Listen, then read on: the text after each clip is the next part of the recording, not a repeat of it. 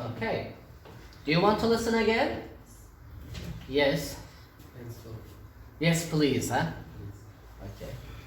5.13. Today we're talking about a very interesting experiment to find the most and least honest cities in the world. It involved journalists travelling to 16 cities and losing 12 wallets in each city, then waiting to see how many people returned them in each place. Our presenter Oliver has got the results. So, Oliver, which was the most honest city? Well, in first place was Helsinki in Finland. People returned 11 of the 12 wallets. A businessman who found the wallet in the city centre said that Finnish people were naturally honest. He said there was very little corruption in Finland and that people didn't even drive through red traffic lights. Really? And the least honest? Well, I was quite surprised by this, but the least honest city in 16th place was Lisbon in Portugal. Oh. Only one person phoned to say they'd found the wallet. And he wasn't Portuguese. He was a 60-year-old tourist from Holland. Interesting. What other results surprised you? Well, I expected richer cities, cities with a higher standard of living, to be more honest than poorer ones, but this wasn't necessarily true. The city that came second in the experiment was Mumbai, in India. People returned 9 out of the 12 wallets. One of them was a young mother. She took it to a post office and she said, "I teach my children to be honest, just like my parents taught me." Oh, and which city came next? In joint third place were New York and Budapest. People gave back 8 wallets in both places. And then? Moscow and Amsterdam came joint 5th. In both places, 7 out of 12 wallets were returned. And people gave lovely reasons for returning them. In Moscow, a woman said, "I think that people need to help each other. And if I can make someone a little happier, I want to do it." And in Amsterdam, a man said, "My wife once lost her wallet. It was found and returned, so I wanted to do the same." I noticed my home city, London, is on the list. How did it do? London was somewhere in the middle, joint 9th with Warsaw. Just 5 of the wallets were returned in each place. Interestingly, one of the people who returned a wallet in London was a Polish woman. When she found the wallet, she gave it to her boss. He, her boss, said to her, "If you find money, you can't be sure it belongs to a rich man. It might be the last bit of money a mother has to feed her family." Oh, I think that's fantastic advice. So, were there any general conclusions? What did the experiment prove? 47% of the wallets were returned, so that's nearly half. And when we looked through the results, we found that you couldn't predict who was going to be honest or dishonest. There was no common factor. Young people and old people both kept or returned wallets. Men and women both kept or returned wallets. And as I said before, it didn't make any difference whether a city was rich or poor. So our conclusion was that there are honest and dishonest people everywhere. There are honest and dishonest people everywhere. Sardash, are you fine? Yes. Yusuf, are you fine? Okay. So, can you tell me the order of these cities?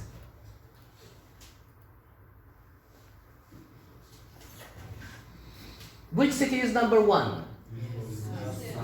Helsinki. Number 2? Mumbai.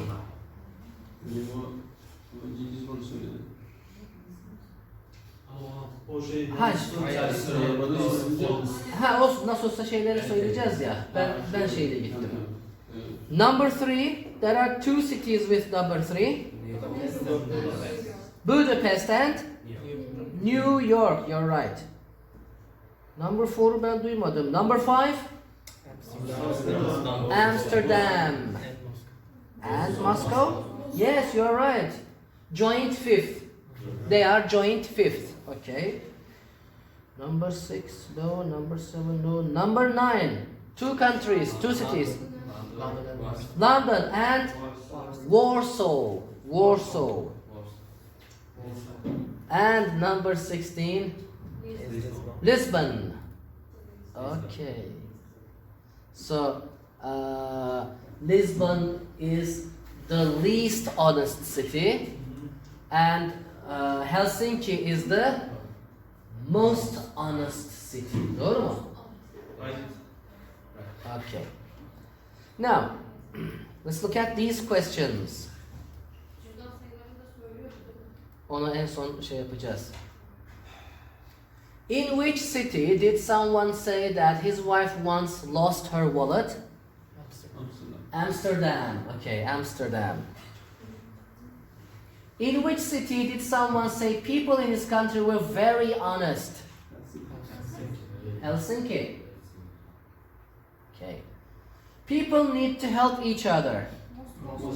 Moscow. Moscow.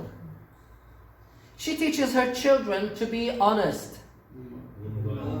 Mumbai. Mumbai. And you can never know if the wallet belongs to a poor person. Huh? London. London, you are right. London. Now, what percentage of the wallets were returned? 47.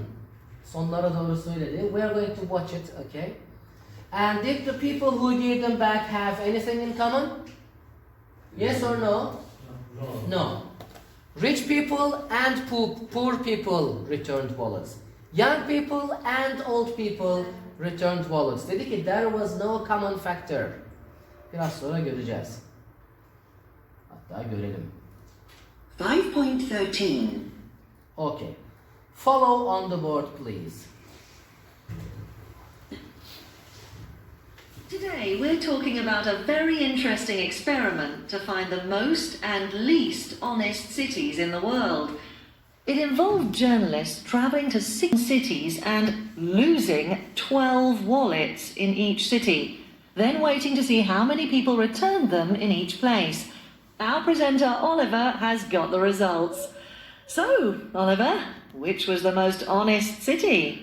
Well, in first place was Helsinki in Finland. Oh. People returned 11 of the 12 wallets. A businessman who found the wallet in the city centre said that Finnish people were naturally honest. He said there was very little corruption in Finland. Corruption. Bozulma, çürüme, yani toplumda bozulma yok. Very little, çok az var. Yozlaşma, kötüleşme yani.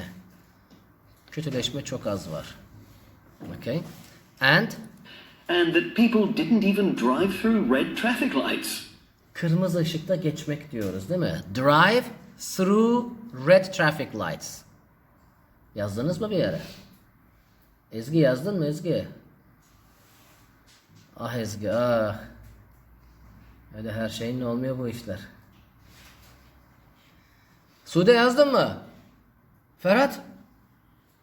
Yaz bakalım. Drive through a red traffic light. Kırmızı ışıkta geçmek. Sizin biraz sanki uykunuz var. Sizin biraz canlandıralım. Hoppa. Okay? Really? And the least honest? Well, I was quite surprised by this, but the least honest city in 16th place was Lisbon in Portugal. Oh. Only one person phoned to say they'd found the wallet. And he wasn't Portuguese. He was a 60-year-old tourist from Holland. Interesting. What other results surprised you? Well, I expected richer cities, cities with a higher standard of living, to be more honest than poorer ones. Hayat standartının daha yüksek olduğu zengin kentlerin more honest olmasını beklemiş. But this wasn't necessarily true. İlla da öyle değildi. Necessarily. İlla da öyle olacağı anlamına gelmez. Gelmedi. Okay?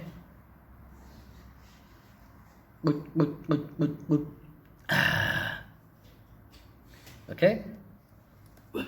The city that came second in the experiment was Mumbai in India. People returned 9 out of the 12 wallets. So Mumbai is a poor country, a poor city, but people returned many of the wallets. One of them was a young mother. She took it to a post office and she said, "I teach my children to be honest, just like my parents taught me." Oh, and which city came next? In joint third place were New York and Budapest. People gave back 8 wallets in both places. And then? Moscow and Amsterdam came joint 5th. In both places, 7 out of 12 wallets were returned. And people gave lovely reasons for returning them. Tahtadan takip ediyor musunuz arkadaşlar? Ha? Bırak. In Moscow, a woman said, "I think that people need to help each other. And if I can make someone a little happier, I want to do it." And in Amsterdam, a man said, "My wife once lost her wallet. It was found and returned, so I wanted to do the same." Burada bakın edilgen cümle var aslında. It was found, bulundu. It was returned, geri getirildi. Okay? I wanted to do the same. I notice my home city, London, is on the list. How did it do? London was somewhere in the middle, joint 9th with Warsaw. Just 5 of the wallets were returned in each place. Interestingly, one of the people who returned a wallet in London was a Polish woman. When she found the wallet, she gave it to her boss. Her boss, said to her, "If you find money, you can't be sure it belongs to a rich man. It might be the last bit of money a mother has to feed her family." Şimdi burada şu ifadeyi have to, has to zorunlulukla karıştırmayalım. The last bit of money which a mother has. Bir annenin sahip olduğu son para parçası, son kuruş.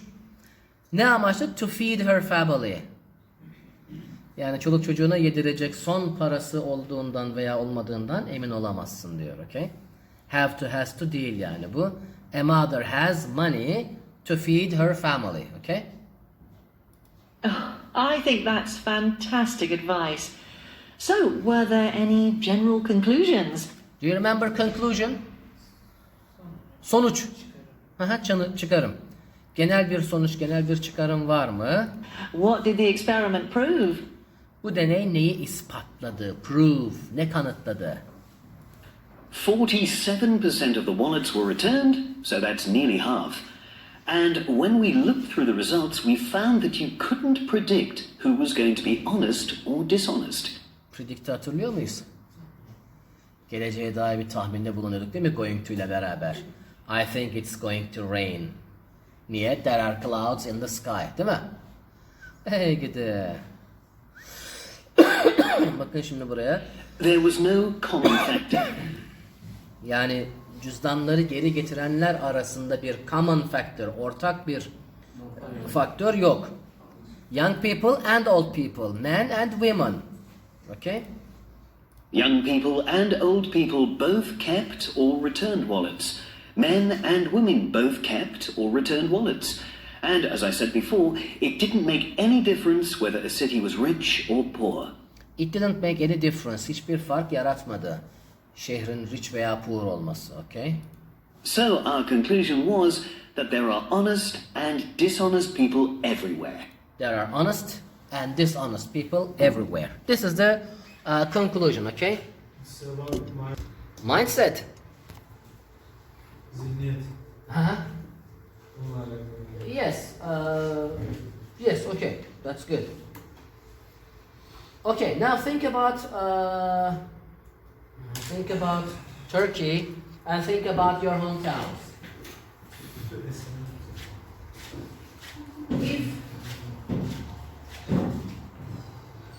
Imagine that there are wallets on the ground. Wallet. Imagine. Do you think that people will return them, or what percentage of people will return them? I think 50% of people will return them in Trabzon. What do you think? That is me. Why are you laughing? Her şeyin mi arıyor yine? No. Yes. For example, Said, you are from Mersin? If people find a wallet in the street, what percentage of people will return that wallet? Maybe you Yüzde kaçı? What percent? vacation mı alır? Yüzde kaçı bulundu diye ben cüzdan buldum diye getirir? Don't say he don't say anything Ha, because 50 he says $50 someone come here yes $50 is me ha, says aha. that's bu yüzden ne demek? For this reason, For this reason, he didn't say anything.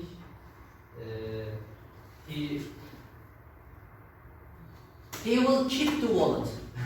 Kendine saklar. No, No. he give the police officer some Uh-huh. much. Okay. Yes. So, what percentage of people will do that? Yani Mersin'deki insanların yüzde kaçı bunu yapar? I don't know. 40%? 30%? Half, 50%? 50%. Okay. Maybe. What about Kocaeli? No, yok Kocaeli. I think they would, the reporters would lose their vote before they put that down. It will be gone before they start the experiment. Öyle mi? İsmail, where are you from? Tokat, Ha. but I live in Istanbul. Oh, okay. What will happen in Istanbul? What percent of people will return the wallets? 1%. 1%. And it's me. That's me. What about you, Ezgi, in Tokat?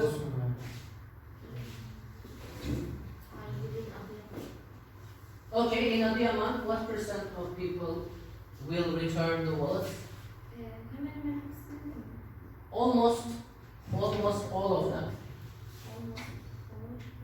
Wow, so people in Adıyaman are very honest. Wow. İnsanlara çok iyi. Burak, where are you from? Sinop. What about people in Sinop? What percent of the wallets do you think will be returned? 70%. Okay. Okay. Now let's look at these. Let's try to complete these questions before listening. What may be the questions? What may the questions be? Arda, what may be number one? So number two, I'm sorry. What's the most exciting?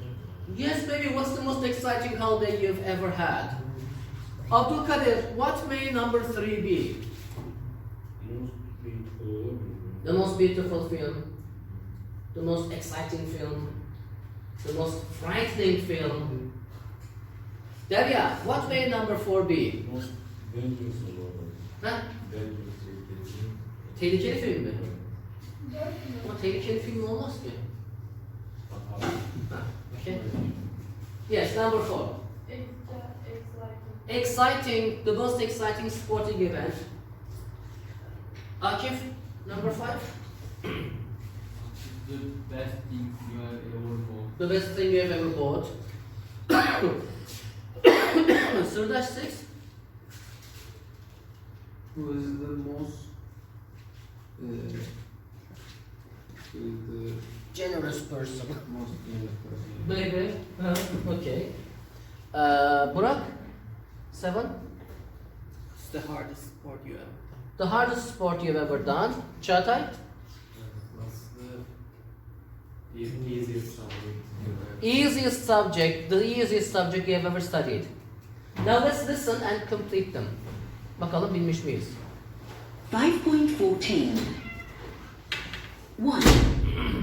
What's the most beautiful city you've ever been to? 2. What's the most relaxing holiday you've ever had? 3. What's the most frightening film you've ever seen? 4. What's the most exciting sporting event you've ever watched? 5. What's the most expensive thing you've ever bought? 6. Who's the most generous person you've ever met? 7. What's the most dangerous sport you've ever done? 8. What's the most difficult subject you've ever studied? Okay. Zeynep, what is 2? What is the most relaxing? Relaxing, the most relaxing holiday you've ever had. Ferhat, 3? What's the most frightening film you ever Frightened film or frightening film? tried? Ha, korkutucu. Değil mi? Biz frightened oluruz. Film frightening olur. Sude. Bak daha Buse demiyorum.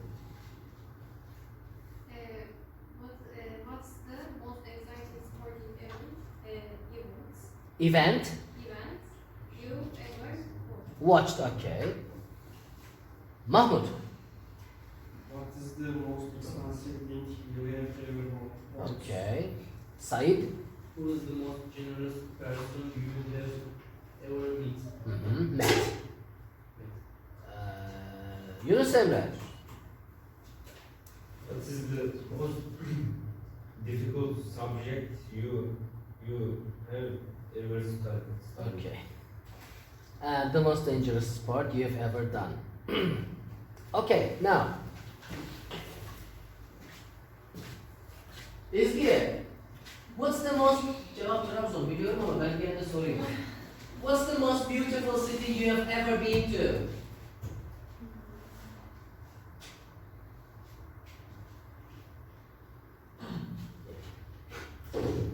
I think most beautiful.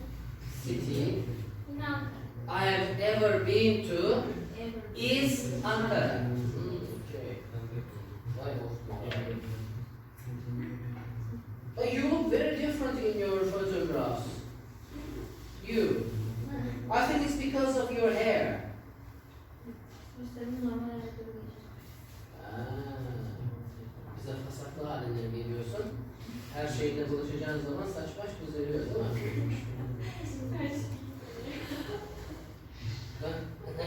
This is very good. Okay. Belkıs, what's the most relaxing holiday you've ever had?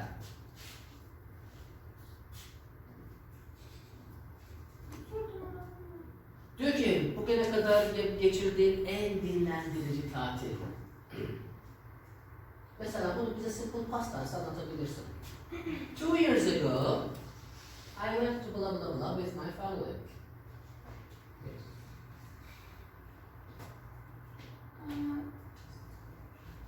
2 years ago, I went to Person. with my friend. With my family, okay. Where, şimdi bakın detaylara girdik, simple past tense. Where did you stay? Where I stay, my brother live in Mersin. My brother lives in Bersin, so we stayed in his flat. Okay. How many days did you spend there?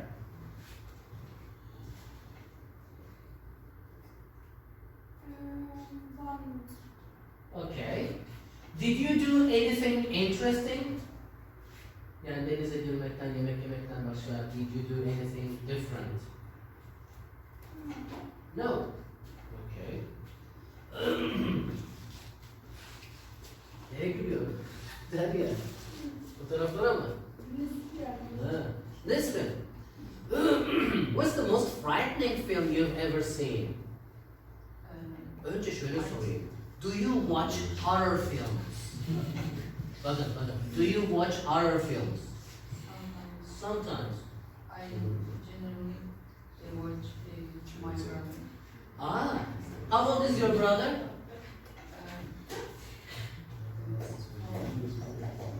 Kardeşin kaç yaşında? How old is your brother? 60. 16. Ha. Öyle 60 yaşında brother olmaz. Okay. So, what is the most frightening film you have ever seen? Listen to this one, please. Mahmud, listen to this one, I please. usually forget its name. Uh-huh. But, What was it about?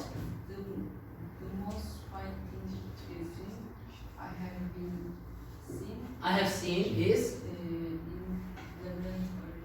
Labyrinth. Okay. When did you see it? Do you remember? I watched 5 years 5 years ago. I watched it 5 years ago. Good. Okay.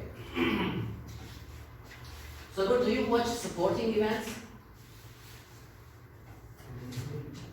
Yani her spor müsabakasına bir sporting event diyebiliriz. Her maç, her işte diyelim artık bizim de bir tür koşmaları, ne bileyim. Her müsabaka bir sporting event. Yes. I think Okay, which one is your favorite sport? What is your favorite sport? Football. Okay. What's the most exciting football match you have ever watched? Benfica. Okay. When did you watch it? Do you remember? Okay. When was it? 21. 2016. 2018. 5 years ago. It was in 2018. Okay. Did you watch it? Did you watch it on television or did you go to the stadium? Okay. Who did you watch it with?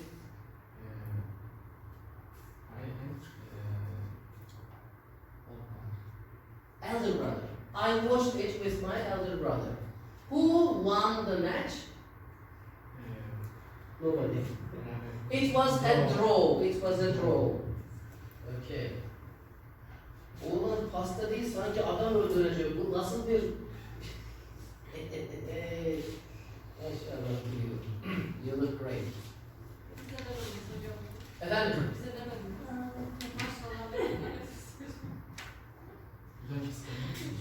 Gösterdiniz ki.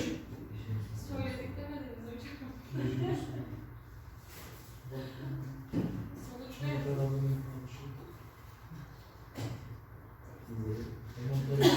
Yunus Emre. Yunus Emre, what is the most expensive thing you have ever bought?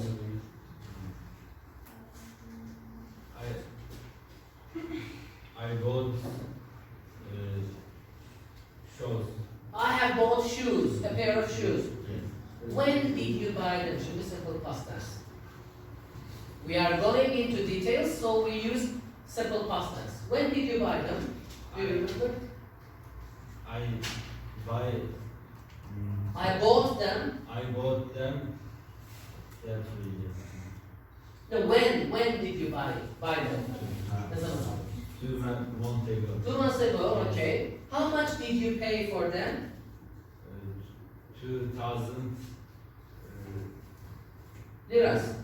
2000 and 2000. Bir de 500 diyeceğim. 200, 500, 2,500 liras. Gerçi, yani yes. Where did you buy them? In foreign. In forum, okay. Are these the shoes which cost 2,500 liras? Yes. Biraz acıma sıcak kullanıyorum. Ya insan onlara yere basar mı ya? Onları çıkar şöyle sıramızda. Hocam 1,5 ay evde beklettim zaten. Okay. Ismail, who is the most generous person you have ever met? You, definitely. Yes. I'm just kidding. Probably Nihat Hatipoğlu and Fikret Orman. Okay, why do you think Nihat Hatipoğlu? What did they do for you? For Fikret Orman, I was at the fair and I was waitress, not waitress, Waiter. waiter. Yani nasıl öyle? Yok, estağfurullah. Okay. He was so generous man. Fikret Orman. He was a generous man. Okay. Ya sana mı okusun? Döviz verdi. Said, what's the most dangerous sport you've ever done? Yes. This is not a yes or no question. I most dangerous sports. Said, bak şimdi. Çok yapmıyoruz ama soruya sorudaki kalıpla cevap vermek en mantıklısı. The most dangerous sport I have ever done is skiing, boxing, playing football, mountaineering. Oh. When did you last climb a mountain? Simple past tense.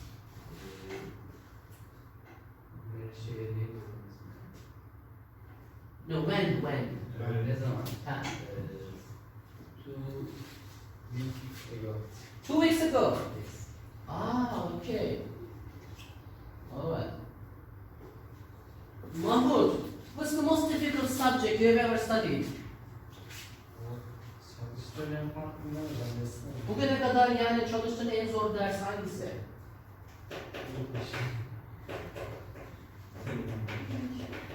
Ne? Ah, come on. Yani türev inceler daha mı kolaydı bundan? Physics. Physics. Okay. Okay. Now you ask me those questions. Beginning with Sude. Ask me those questions.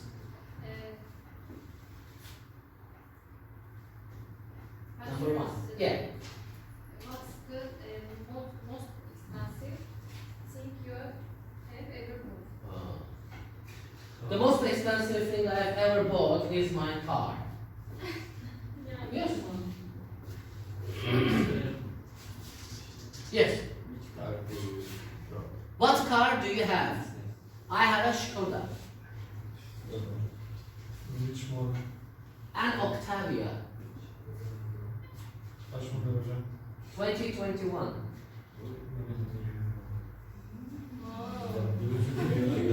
Huh? Size biliyorlar ben Hemen sana. veriyorum. Hemen burada satarım. Bir de eğitimde görebilir misiniz? No. I worked there for half a year, only for half a year, and in the, let's say, in the fall term, I worked in Elise, and in the spring term, I started working here. So I only worked for half a year. Bu üniversiteden mezunsunuz hocam. No, Hangi üniversite? Hacettepe University. Hadi. Yeah! Şimdi kayıttayız. Kızım ben Türkiye derecesi yapmış insan mısın Allah'tan? Nereye gitti? Biz kimle dans ediyoruz burada? Böyle şey oluyor. Direkt buraya üniversiteye çıkıyor. Yüksek lisans. Yok. Aciz. Sınav açılıyor, başvuruyorsun. O zamanlar öyleydi. Giriyorsun, yazıyorsun, çiziyorsun, konuşturuyorlar. Bize bir de ders anlatıyorlar. Anlatıyorsun. Diyorlar ki lan tamam sen tamam iyi olmuşsun. Hacettepe'de devam edemiyor muydunuz? Orada yüksek lisansa başvurmuştum. Bir ucuna kaçırmıştım. Belki de bugün orada olurdu. O zaman Yüksek sizinle lisansı- tanışılmazdım. Yaptınız mı, nerede yaptınız? Here in this university, yes. Sizin zamanınızda hangi sınav vardı? İki sınavdan şeye inmişti. Üniversite sınavı diyorsun. ÖSS, ÖYS vardı. ÖYS kaldırılmış. ÖSS'nin ilk versiyonu. 99'da girdim ben sınava, evet. Kaç sıra var? Sıralama yoktu o zaman da %2'lik dilim değişmişler. Ya tabii canım, Türkiye 200 milyon kaçıncısı oldum ben. Ben gidi. Yes. O yüzden sizin de öyle olmanızı istiyorum.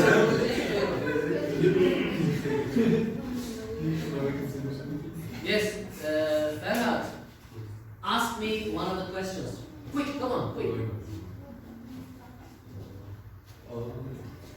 What is the most dangerous sport you have ever done? The most dangerous sport I've ever done was football, because luckily I didn't break my leg. I mean, I had some very bad friends. They were playing football very harshly, so luckily I didn't break my foot. Zeynep, What is the most difficult subject you have ever studied? you have ever studied? I think the most difficult subject I've ever studied is mathematics. Very easy. Very easy. Çağatay. What's the most beautiful city you have ever been The most beautiful city I have ever been to, Trabzon hariç, is Kastamonu, I think. Yeah. It's a historical city. I have been there only once, and I want to go again. Because it was very cold when I went there, so I couldn't see the city very well. I want to visit it again. Burak.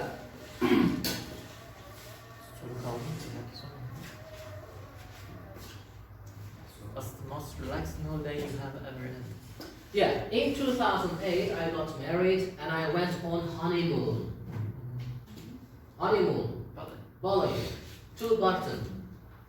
Bartın'a. Yeah. Nereye gidecek? Samsun'a mı gideyim? Honeymoon? Yes. Amasra. Amasra. Have you ever been to Amasra? You must go. Vurgulayarak söylüyorum. You must go. It's a beautiful place.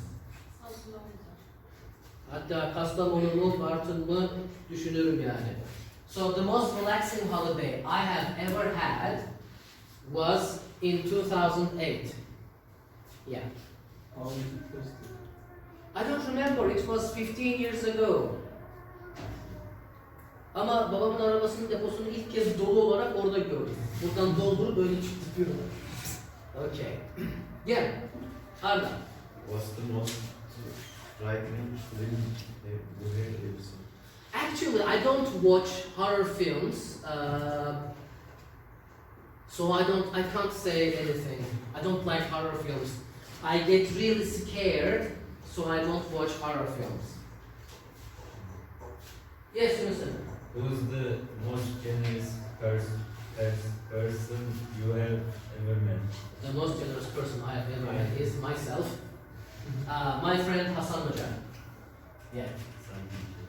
And also Servet Hoca. Yeah. They are very generous people. Güven Hoca is also, yes, he's generous. Güven Hoca ile yemek yiyemiyoruz, yemek yemiyor.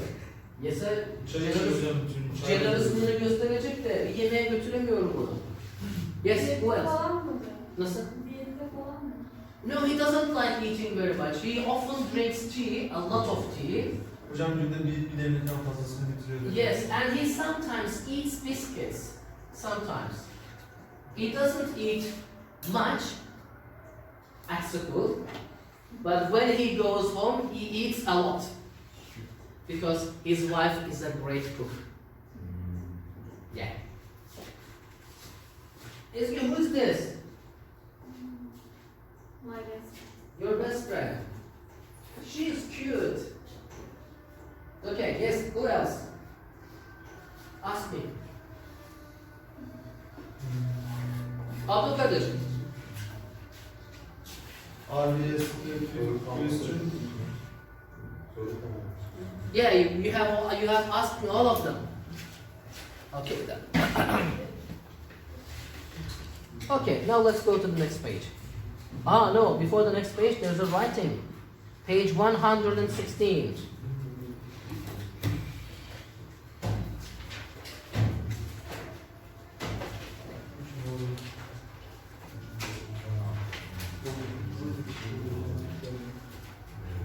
Okay, is anyone from Kayseri? No one? Okay. Now, we're going to read a paragraph. We're going to complete it with these words. Do you know all of the words? Area, city, food, historic, modern, nature, population, rivers, weather. Do you know all of them? Yes? Okay, now you have 2 or 3 minutes. Complete this text. Let's do it quickly.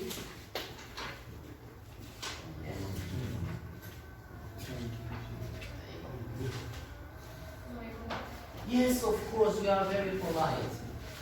And please leave the door open, okay? Or I'll come with you.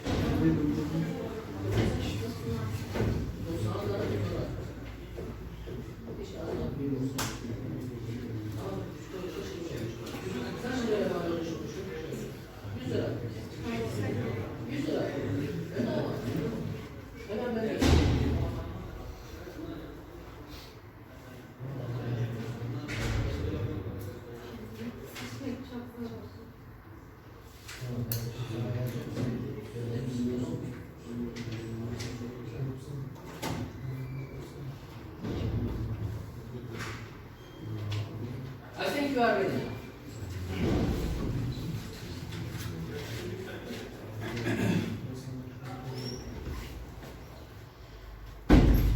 Evet, fotoğrafta uzun pozlama tekniği dediğimiz şeyle çekilmiş bir fotoğraf. Arabaların farları uzun uzun gözüküyor. Değil mi? Okay. I live in Kayseri, which is an important city in central Anatolia in Turkey. It has a population of over 1 million people. It's near the famous Cappadocia area. So there are a lot of tourists in the summer. Kayseri is one of the richest cities in Turkey because it has a lot of industry. It is a university town with 4 universities. The oldest is Erciyes University. There are also many historic buildings, for example, Kayseri Castle, Hunat Hatun Mosque, and the Grand Bazaar around Cumhuriyet Square, Cumhuriyet Meydanı. with its famous statue of Atatürk. But Kayseri also has modern residential areas, yaşam alanları, yani kent apartmanların olduğu yerler, full of luxury blocks of flats, shopping centers and stylish restaurants. Why? The weather in Kayseri is typical of the Middle Anatolia region. Winters are cold and snowy, great for skiing, and summers are hot and dry. It sometimes rains in the spring and autumn. Hocam dry kuru mu olur? Kuru, huh? Nemli ne oluyor hocam? Humid. Let me write. Humid. Bu da beni çarpıp duruyor bundan beri. Humid is nemli, okay? Kayseri is famous for, nesiyle meşhur, its mountains. Mount Erciyes is the symbol of the city. It has a well-known ski resort, and on Mount Ali there are national and international paragliding championships. Yamaç paraşütü mü deniyor? Paragliding, onun gibi bir şey. It's also famous for its food, and it has many local specialties, like pastırma, which is dried beef with spices, and mantı, which is a kind of Turkish ravioli. They're delicious. What I like best about Kayseri is that we're so close to nature. Doğaya çok yakınız. When I'm tired of city life, I can easily get out and enjoy the mountains, rivers, waterfalls and thermal spas, which are only short distance away. Şimdi aslında çok güzel, çok basit bir yazı. Hangi sorulara cevap verilmiş onları bir bulalım. Look at them for 1 minute and then we're going to discuss them.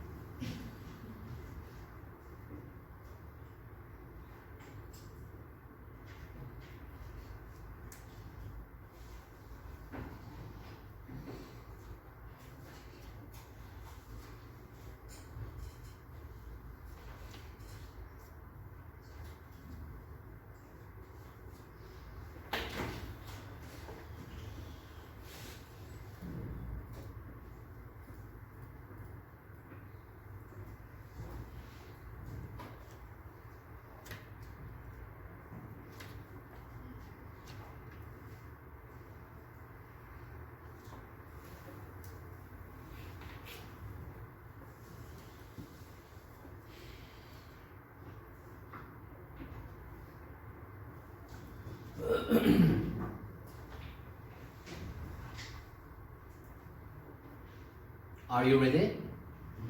Yes. What is it famous for? Which paragraph? You are right. What's the weather like? You are right. What's the best thing about it, and do you like living there? 5. You are right. What's your town like, and what is there to see? 2. And where do you live? Where is it? How big is it? 1. Şimdi bakın aslında 5 tane soruya cevap vermiş. Elbette biraz detaylara da girmiş ama bir yeri tanıttığımızda yazacağımız yazı için son derece güzel, basit bir örnek. Olur da birisi derse ki write a paragraph or write an essay, write about your hometown dese şu 5 soruya cevap verdiğinizde gayet güzel bir yazı elde edersiniz. Okay? Now, do you want to stop? Let's stop here. Thank you for coming. Yani öğleden sonraki derste writing class'ı unutmayın.